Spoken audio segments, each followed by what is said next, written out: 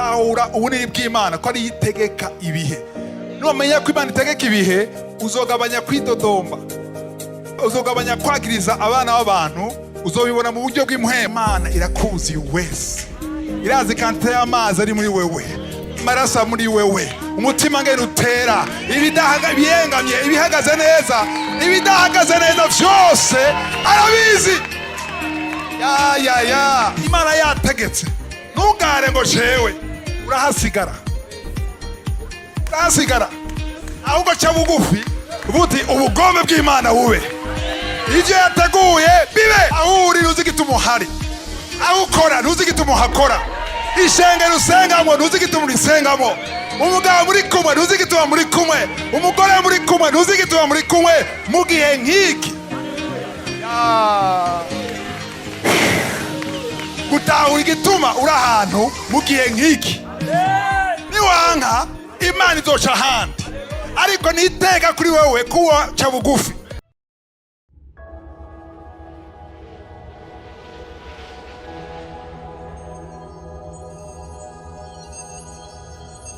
Nta muntu n'umwe ashobora kuzibira umugambi wa Ndiho. Ndabisubiramwo, nta muntu n'umwe ashobora kuzibira umugambi wa Ndiho. Abaroma 8:28 ndazo murongo Home 8:28 ngo vyose bigira gute? Vyose ni kuvuga iki? Iyo bavuze ngo vyose ni biki? Ari uvuze ngo ni vyose. Vyose ni kuvuga iki? Ivyiza ni bibi. Haleluya. Abana b'Imana bashaka kubona ibyiza gusa, ariko abafite amaso y'impuhemu barashaka kubona ibyiza mu bibi. Hariho ibisa n'ibibi, ariko harimo ibyiza. Kandi turazi yuko kubakunda Imana vyose, vuga uti vyose. Arakunda kuvuga vyose. Ibibi n'ivyiza bikoraniza, bitufataniza hamwe kubazanira ibyiza. Nuvuga yuko n'ibibi birashobora kujamwo, ariko ivyo bibi bikaba ari intumbero nziza, ngo kubahamagawe nk'uko aho kanyuma nibakibuka abantu, nk'uko yagize gute? Mfransa bango c'est le son des saints, sivyo? Nk'uko yabigabiye, wana jambo, nk'uko yabiteguye. Hari umuteguro, hariho plan y'Imana. Imana ishimwe. Rero iyo plan y'Imana kenshi itagaragara ko ari nziza ukibona, ariko mu nyuma ukabona ko ari vyiza. Ariko rero condition, vuga uti condition nuvuga igisabwa kugira vyose bikoranize hamwe kuneza, bisaba kuba uri mu mugambi w'Imana. Haleluya. Hari ugeze kumva ngo nivyo rero reka twirekere vyose bizokwikora. Hari umugambi w'Imana. 1 Thessaloniciens 5:17, Abatesalonika ba mbere 5:17 bavuga ngo nimusenge udasiba, priez sans cesse, sivyo? Iyo usenga udasiba, ugasenga imisi yose, ni uzoshobora kuba muri vyose. Nimwavyumvise. Iyo usenga udasiba, uzoguma muri vyose. Nuvuga yuko ibibi bizoba mu buzima bwawe bizoba bifite intumbero nziza. Imiryango izokugarika mu buzima bwawe ni ku neza yawe. Ibizokuguruka bizoba umugambi w'Imana. Ariko iyo udasenga uri kure y'Imana. Iyo kure y'Imana rero nuvuga yuko Satani afite uburenganzira bwo kwinjira mu buzima bwawe agakora ibyo ashaka. Nico gituma dukwiye gusenga imisi yose. Apana gusenga dimanche gusa, ariko imisi yose. Ntusenga no kufite ikibazo gusa, ariko usenge imisi yose. Imana ishimwe. Tusome Daniel 2:21. Tugifika amajambo akomeye. Daniel 2 verset 20 à 22. Adusomere. Puis dusomere. Daniel 2 verset 20 à 22. Danieli aravuga ati, izina ry'Imana riragahimbazwa ibihe bitazoshira. Amen. Kuko ubwenge n'ubushobozi ari vyayo. Mbiza ubwenge ni iki? Ubwenge n'ubushobozi ni vyande? Ni bande yose ubwenge ngaha? Acirace bugufi. Aho shaho kuzerenza kutuza. Murawufise no Imana yewaha. Yabagiye bavuga ngo udafise ubwenge gira gute? Urabusaba. Abatadukije amaboko mwese muze kubusaba. Kuko kugira ubwenge si icyaha, bacavuga sinduza. Kugira ubwenge n'umugisha, ubwenge n'umugisha sivyo? Ubwenge ni iki? N'ubushobozi. N'ubushobozi. Haleluya, ni vyande? ngenda badeseve abazi ko ubwenge ubwenge mufise murabufise mugasubwaye navuze ni ubwenge murabufise sivyo ko nabo bufise ubushobozi nabufise sivyo nabo bufise ariko subwanyu ubwacu ubwacu urafise ubwenge mugasubwawe ubwande ayaya arabaye desi ntahinze ko ni gihangange yego yaragutijije subwawe ubwo bwenge ufise subwawe iyo usenga Imana izobugutiza haleluya ubwenge n'ubushobozi ni byayo 21 mbese 21 21 niyo ikuranye imyanya n'ibihe niyo ikuranye iki avuze ngo celui qui change les temps et les circonstances ayaya utegeka ibihe ninde ndiyo ni wategeka ibihe haleluya ama circonstances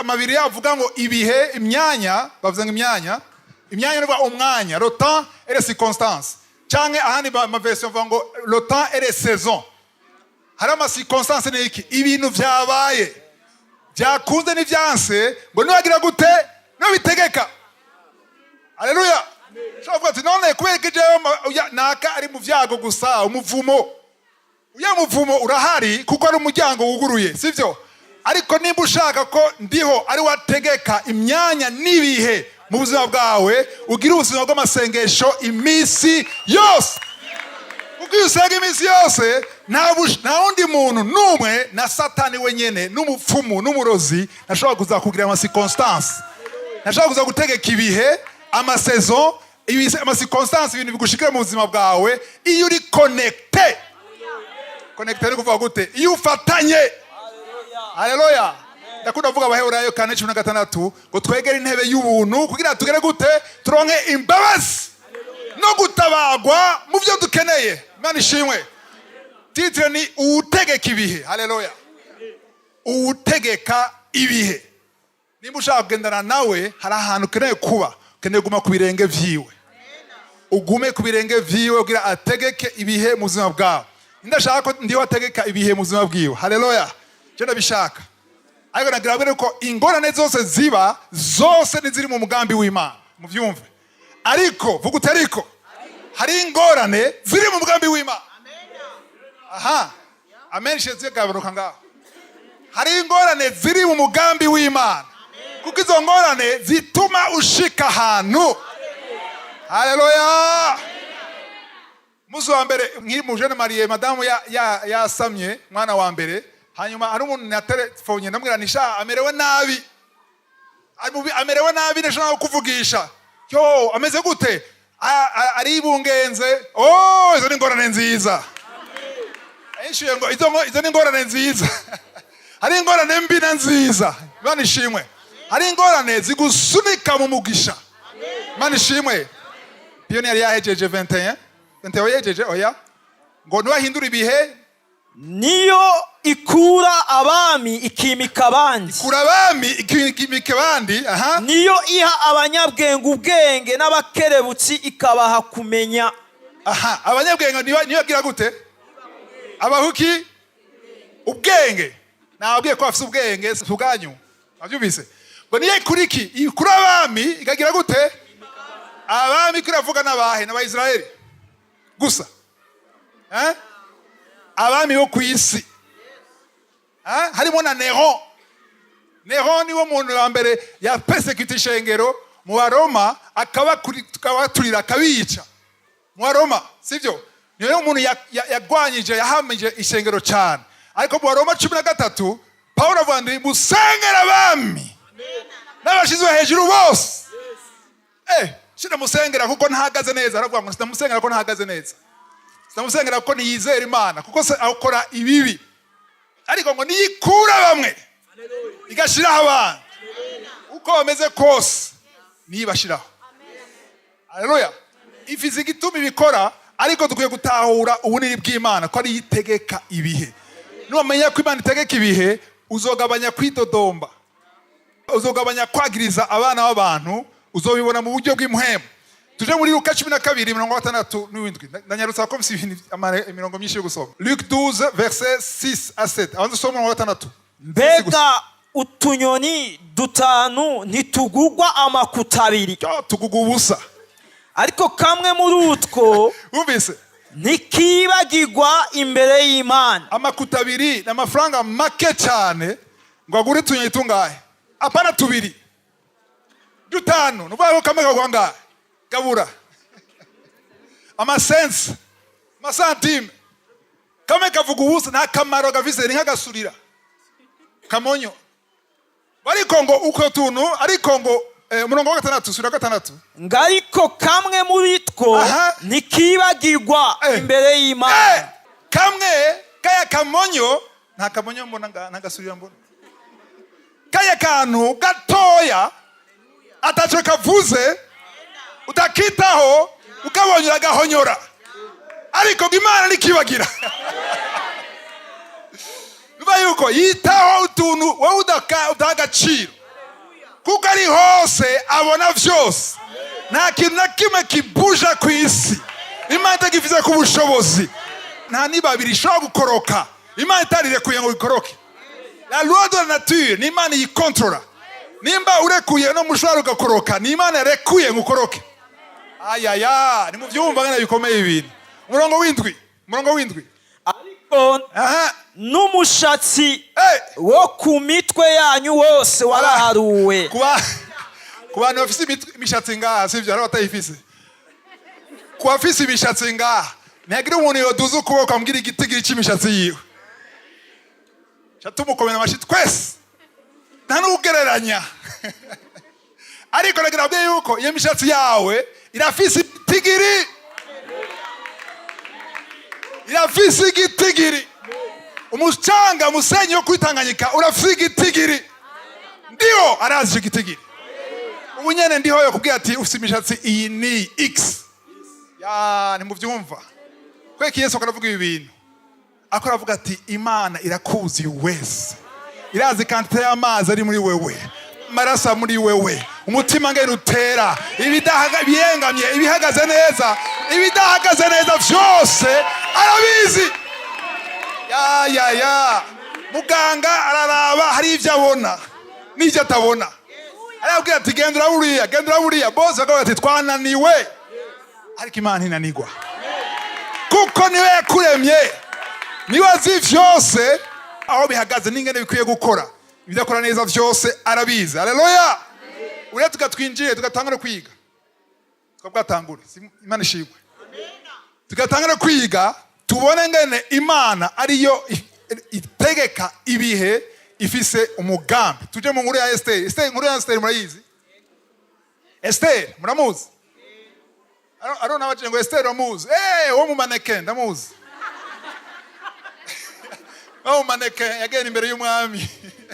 Yari mu mannequin aragenda baratsinda amatora. Ariko Esther yarengeye ku mannequin aho umwami kazi. Haleluya. Aho umwami kazi ari umuyuda kazi imbere y'umwami w'umupagani. Ariko kugira urongoke n'umupagani, ndazi yuko abantu baba baramuvumye itu, ariko Imana yifise umugambi yo gutabara Israel. Niba mwarivuze ngo muri Israel habaye genocide, itsemba bwoko, byatanguriye hajya muri Esther. Kuko umwami hari umugabo wakorana n'umwami, yari yateguye gutsemba, kwica abantu bose yitwa Bayuda, yawe umugabo, yawe umugore, yawe umwana, kubica bose. Kandi si babikora, ni Satani yese umugambi wo kubikora. Ariko Imana irabihishura. Hari witwa Mordecai, yari oncle wiwe, ndabarezume ko tuja muri vyose. Yari oncle wiwe, yari nka se wiwe, ko niwe yamureze. Inkuru murayiza abayisomye, sivyo? Hanyuma agenda kumubwira ari umwamikazi yatewe iteka kugira aje gutabara ubwoko bw'Abayahudi. Mugabo cyari bitandukanye. Nubwo ari umwamikazi, niyinjira muri chambre ko ashaka. Bayuko umwami ataguhamagaye, nubwo ari umwamikazi ntiwinjira. No gupfa ushobora gupfa. Yarashobora kugenda akamaro kwezi atarinjira kubona umwami, kandi ari umugabo wiwe. Byabaye rero, dusome murongo wa 11, Esther 4:11. Ati erega abishikira b'umwami bose. Esther ko yishura Mordecai amwereka ko bidashoboka kuko adatahura utegeka ibihe. Amen. Amwishuye gutega pia, amwishuye gute? ati erega abishikira b'umwami bose n'abantu bo mu bihugu vy'umwami barazi yuko umuntu wese ari umugabo canke umugore yosanga umwami mu rwinjiriro atahamagawe. Hari cagezwe kimwe gusa kuri bene uwo nukwicwa, kiretse umwami atunze inkoni y'inzahabu, atunze inkoni y'inzahabu y'ubwami bwiwe, bibaye bityo uwo ni we akira. Ariko jeho maze iminsi 30 ntararengukishwa n'umwami. Okay, turumva neza ko Esther ataratahura neza Imana ya Israeli. Amen. Mordekai yamusiguriye ati tugira duhone bagira twice. Wewe rero ko watonye imbere y'umwami, genda utuvugire ko mugabo ashaka gutwica. Esther atavuga ati oya, hariho protocol.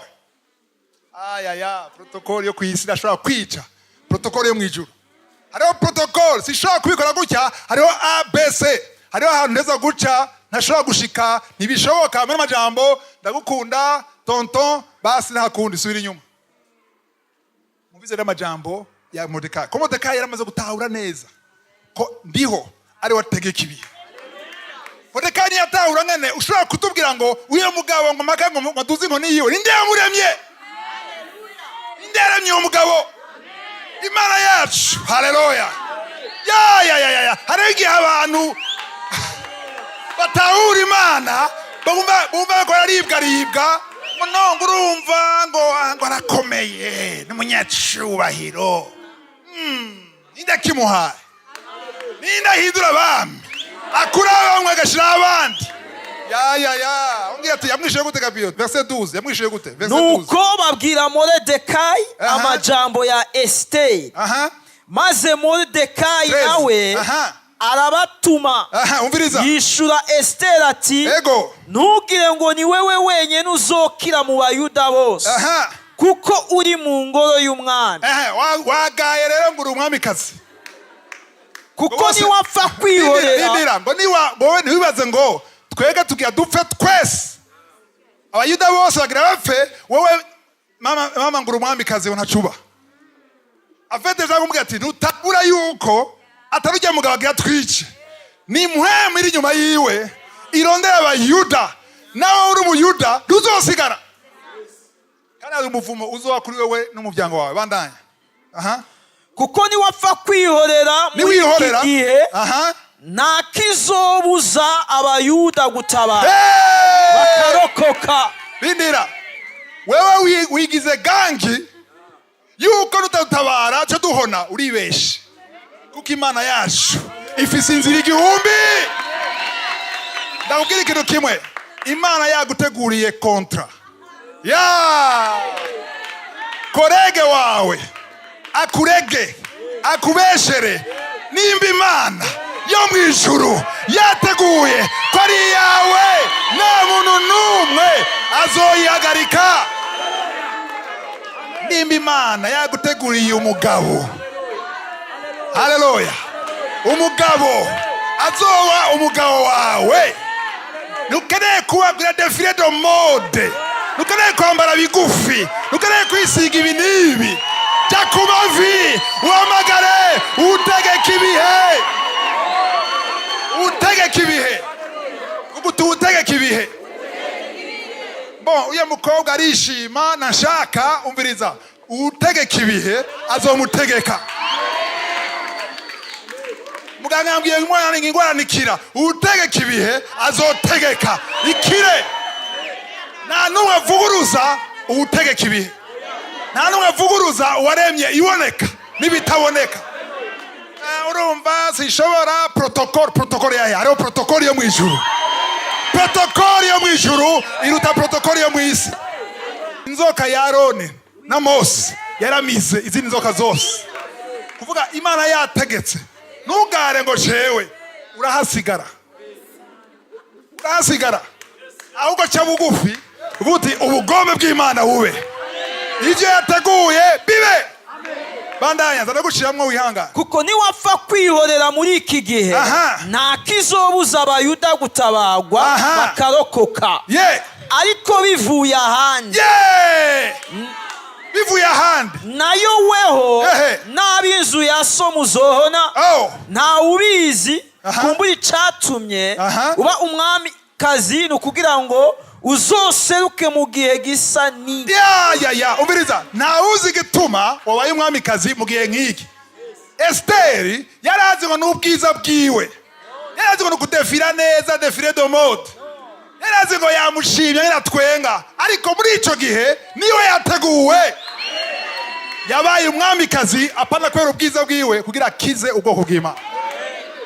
Aho uri nuzi igituma uhari, aho ukora nuzi igituma uhakora, ishengero usengamo nuzi igituma urisengamo, umugabo muri kumwe nuzi igituma muri kumwe, umugore muri kumwe nuzi igituma muri kumwe mu gihe nk'iki.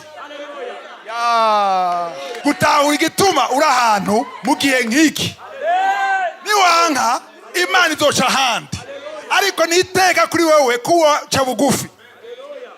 Umviriza, iyo nanga kumvira Imana singira ikiganiro kanguka abantu bakora kizwa amajana n'ibihumbi bokizijwe nahari. Abantu baragara ngo ni jewe batambonye, uri iki wewe? Niyo utohaba Imana n'amabuye irayahagurutsa. Imana nizibirwa n'umwana w'umuntu, kuko nimba wewe ushobora kuzibira Imana nindakomeye gusuma uwundi. Oya, nimba wewe ushobora kwizibira ukomeye gusuma Imana, sivyo? Nawe ntizokomera gukomera kuyisuma. Nushaka kuzibira umugambi w'Imana. Anekora resha, haleluya. Cyangwa abafiance murindire mariage, ariko ugasanga mu ruhande rumwe abavyeyi banse umwe, abavyeyi umukobwa bakwanse, abavyeyi umuhungu bakwanse, cyangwa ubwiye umukobwa cyane bakwanse, ngo ubwiye iki nta kashi ufise, nimuhuje ubwoko, nufise ibi nibi, nta mashuri ufise, sivyo? Nuzogende gutura ururimi, ja kumavi, uhamagare utegeka ibihe. Haleluya. Oya, barishima baragayana, bareke. Ikibazo cyawe shira amaso ku bana b'abantu, shira amaso ku Mana. Imana irabona ivyo yateguye. Nta muntu numwe ashobora kuzibira umugambi wa ndiho. Ndabisubiramwo, nta muntu numwe ashobora kuzibira umugambi wa ndiho. Kenze soma mu 15. Maze Esteri arabatuma yishura Moridekayi ati genda ukoranirize hamwe abayuda bose bari i Shushani, mwisonzeshe ku bwanje, mumare iminsi 3 ku murango no mwijoro, utagira ico murya canke ico munywa. Nanje twe n'incoreke zanje tuzokwisonzesha dutyo nyene, meze mbone gushika aho umwami ari, n'ahari uguca mu cagezwe, kandi namba ndamukiwe no gupfa mfe. Nuko Moridekayi aragenda no gupfa, nemeye gupfa, kandi natari iyo nzira protokole ndayibisa. Amen. Ndagiye nugupfa ndapfa ko nubundi nopfa. Haleluya. Esteri yarugurutse amaso, nashaka nawe uguruka amaso no munsi. Haleluya. Umenye ko atawundi ashaka kuzibira, wari uhejeje uheza neza umurongo. Nuko Moridekayi aragenda akora vyose nkuko Esteri yamugeze. Haleluya. Niyaza ko Moridekayi yari yuzuye mpwemu yera kije gihe cyatavugwe mu ndimi gusa. Ati yatahuye, umukobwa wanje yatahuye, yariko aragara yisibiriza ubwiza bwiwe, ariko yamenye utegeka ibihe, ko ari wategeka bikaba. Imana ishimwe. Tusimbere muri Esteri 6 hariho icyo nashaka kubereka. Esteri ugene byagenze, uwo mugabo Namani uwo mugabo yashaka kwica abayuda, abayahudi. Icyo yakoze, icyo yari yateguye kwica Moridekayi. Amen. Ariko yatabawe. Esteri yagiye mu minsi 3 yisonzesha. Amen. Atajya atanywa, abwira n'abayahudi gukora ivyo nyene bose. Muri iyo minsi 3 hamanuka abamarayika, ariko atavyandika ngaha ko amasengesho yo kwisonzesha kwega abamarayika. Aramanuka abamarayika, baramanuka baraza batumbera umwami. Ye nibarondeye ushaka kwica abayahudi, barondeye umwami, kubera umwami wamushizeho niwe yarungitse abamarayika. Umwami atari wa Israeli, umwami adasenga Imana y'ukuri, ariko abamarayika baramanuka baramutumbera aca buri tiro. Arabura itiro aja kuryama biranga ko asinzira.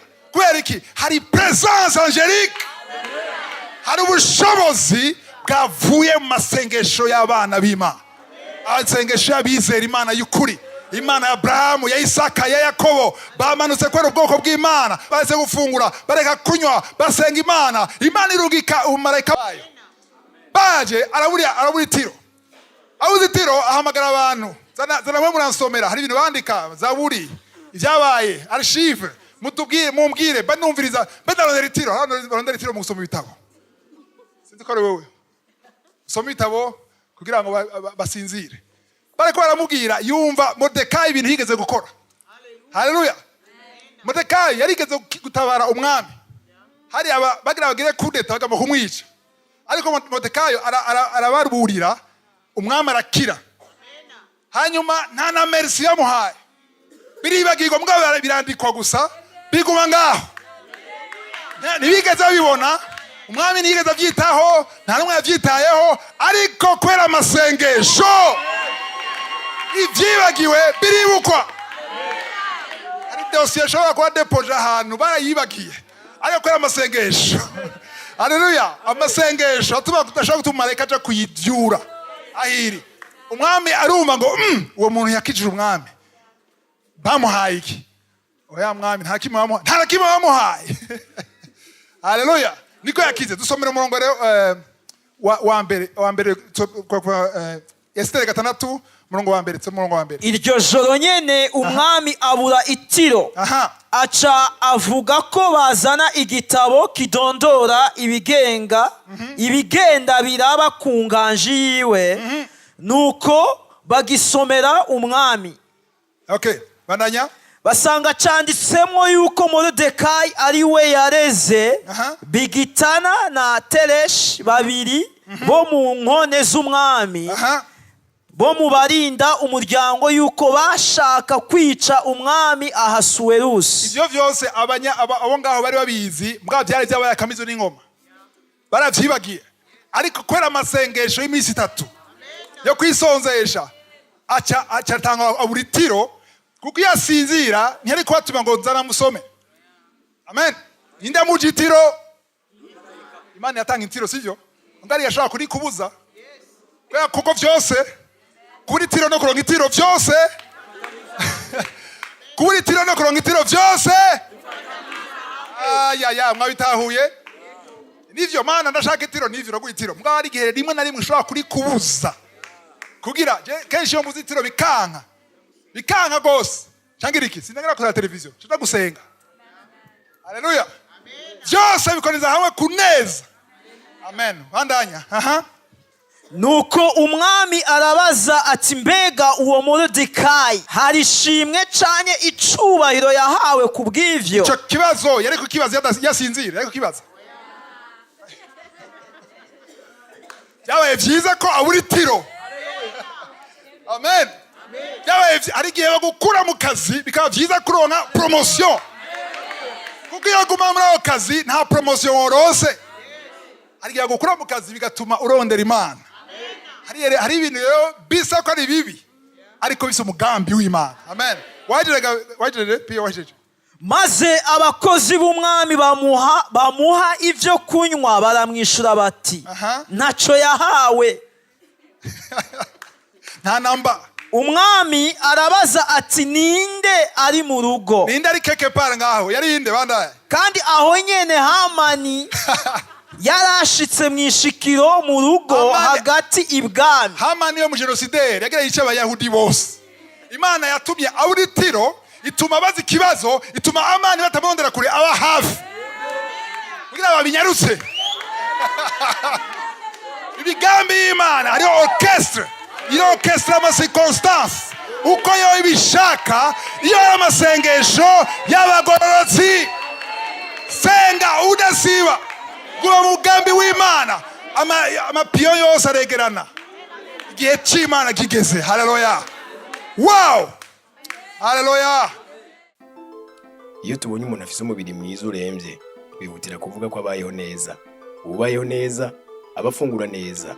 Ufungura neza abafungura ivyo kurya vyuzuyemo intungamubiri, ariko ibifungurwa birimo ndemamubiri, nsanganyangaburo na ntangaguvu ntibiri mu mikoro ya bose. Rero tubarangire, ubuyinisi bwuzuyemo ivyunyunyu byose bikenewe n'umuntu uwo ari we wese, kuva ku mwana w'uruyoya, abibungenze, reka gushika no kubageze mu zabukuru. Ubuyinisi, amagara meza, ubuzima bwiza. Twandikire kuri 67 883 72. Ubuyinisi turi kumwe namwe.